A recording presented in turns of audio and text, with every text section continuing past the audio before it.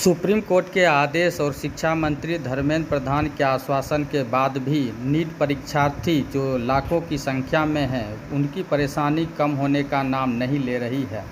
Supreme court के आदेश पर तत्काल 1563 बच्चों को जो ग्रेस मार्क्स दिया गया था उसे हटा लिया गया है और उन्हें फिर से परीक्षा देने का विकल्प दिया गया है। अगर वो परीक्षा नहीं देंगे तो बिना ग्रेस मार्क्स का जो उनका अंक है वही शामिल होगा और उसी आधार पर उनको मेरिट मिलेगा।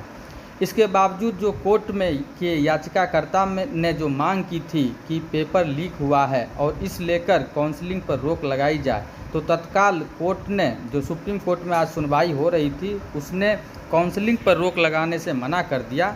अगली सुनवाई 8 जुलाई को होगी और कोर्ट ने कहा है कि वो पूरे मामले को विस्तृत रूप से देखेंगे।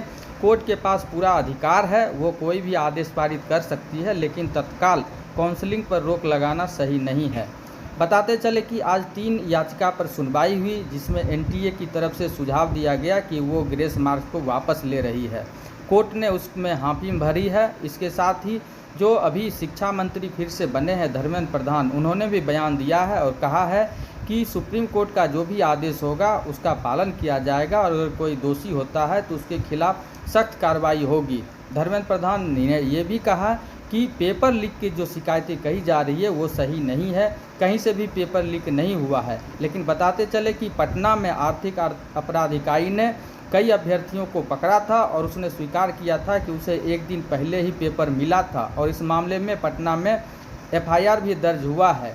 इसलिए परीक्षार्थियों को लगता है कि कहीं न कहीं इस बार परीक्षा में काफ़ी पैमाने पर गड़बड़ी हुई है। लेकिन जो एजेंसी है एनटीए, जो परीक्षा लेने वाली एजेंसी है, और सरकार इसको कहीं न कहीं दबाना चाहती है, इसलिए परीक्षार्थी परेशान हैं। अब देखना है कि सुप्रीम कोर्ट जब 8 जुलाई को फिर से इस पर सुनवाई करती है तो क्या फैसला होता है और फिर आगे ये परीक्षार्थी क्या करते हैं।